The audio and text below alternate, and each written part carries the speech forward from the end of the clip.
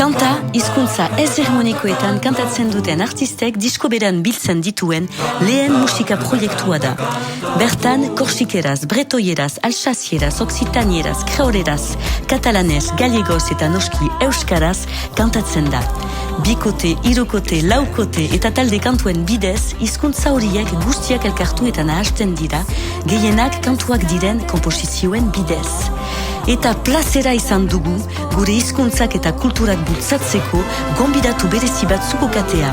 Francis Cabrel, Leire Martinez, Joel Lopez, Dan Arbraz, Kali, Sylvain Dutu, Itziar Ituño eta Claire Cain besteak beste.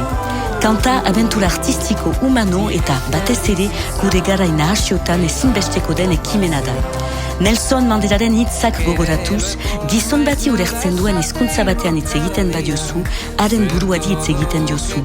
Baina bere hizkuntzan hitz egiten badiozu, haren bihotzari hitz egiten diozu. Beraz, Luis Liakek leztaka kantuan zioen bezala, batasunak indarra ematen du. Amets egin dezagun eta egin dezagun denok batera gure hizkuntzak bizi daitezen.